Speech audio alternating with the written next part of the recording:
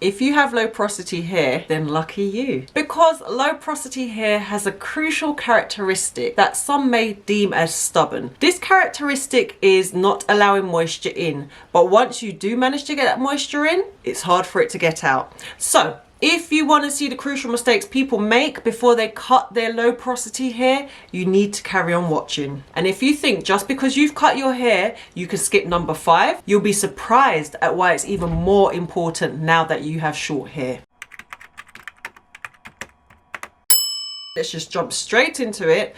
The first mistake, and these are in no particular order, usage of heavy butters and oils. I've mentioned in a previous video that heavy products such as pastes and wax and butters can be quite impactful on longer low porosity hair. But when you cut your hair, it's a whole different topic. Your hair is more prone to shrinkage because it's shorter and it's lighter, meaning that when you have longer hair, the hair is weighed down. So therefore the curls are more stretched. When your hair is cut, you have a different canvas to work by, as it were. Meaning you now have to rejig the products that you use. Hence why I've now stopped using hair grease for my everyday styling. I haven't got rid of hair grease completely out of my regimen. I do use it when I do a silk press, but it's very far and few in between. I'm now using more like light butters and light oils. The heaviest oil I'll use is olive oil, and that's because it actually seeps into the strands of the low porosity hair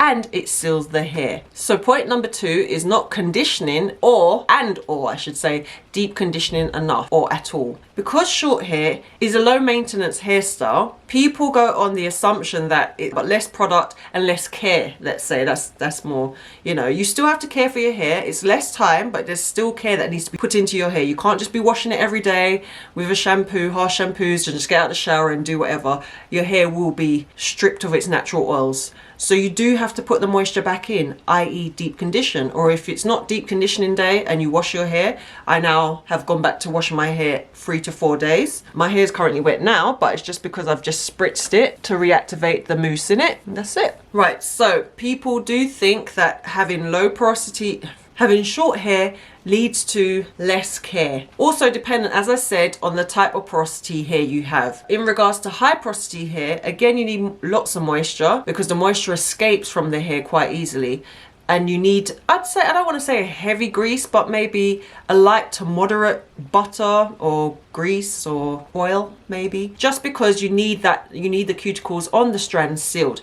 However, with low porosity hair, same difference. You still need to put moisture into your strands and you need to seal it. So you can't just wash your hair as you please, especially type 4 hair and low porosity hair. You have to wash it and care for it. Okay, so this leads me on to point number 3, overwashing. Again, wash days are fantastic. As I said, I've gone back to washing my hair every 3 to 4 days, and that is actually not because I just want to. That's because I do get product buildup if I am overzealous with some products, you know. And it's not necessarily product buildup where my hair goes flat. It's just washing out the product in my hair because I can't actually see what the products are doing because I've mixed them all together, i.e. gels, creams, oils, mousses, what have you. Yes, I do put all that on my hair at once because I'm a bit impatient. With that being said, take time with your hair. You don't need to wash it every day. Cutting your hair or having a low maintenance hairstyle, i.e. a pixie or a TWA, or just doing a big chop in general, is meant to be low maintenance. So use it to your advantage. Don't let your hair use you. Number 4. Now, this puts me in a bit of a pickle. Using harsh shampoos. Now, the shampoos I use are not necessarily harsh, as it were. I'm currently using the Wakati shampoo, but the Wakati shampoo is nice and very, very lavering, sulfate-free shampoo. I also do use from time to time Tresemme, but in one of my reels, I used Vocine anti-dandruff shampoo. And one of my subscribers, she did mention, how can you use this shampoo? It's very drying. And it was very drying. Well, actually, I won't say it was drying. It was very stripping. My hair was squeaky clean at the end of it. However, it's not something where I would use on a regular basis. That was because I had so much product in my hair. And my hair was squeaky clean, hence why I then deep conditioned my hair at that moment, and my hair turned out fine. It was perfect. It's not my go-to, and there are better clarifying shampoos obviously out there, which I will be doing a bit of research on and reviewing. You're welcome. But for now, my best shampoo to use is something that's, yeah, sulfate free, because this sulfate free Wakati shampoo, it lavers even better than some of the shampoos with sulfate in them. And number 5, this is the one that I was saying, because you've cut your hair does not mean you should be skipping this step. You should be doing it more, and that is protecting your hair at night. When I had longer hair, I could just literally put my hair in a bun, put it in a bonnet. You'd think that with short hair you could just put on a bonnet and that's it.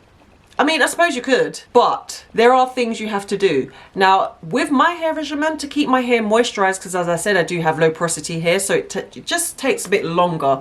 I'd say maybe by day 2 or 3, I start to notice the moisture in my hair, staying in my hair, I should say. But what I usually do at night, maybe a couple of hours before bedtime, I'll spritz my hair with water and then I'll put a tiny little bit of cream on it just to keep it moisturized throughout the night. And I won't go to bed with damp hair or wet hair.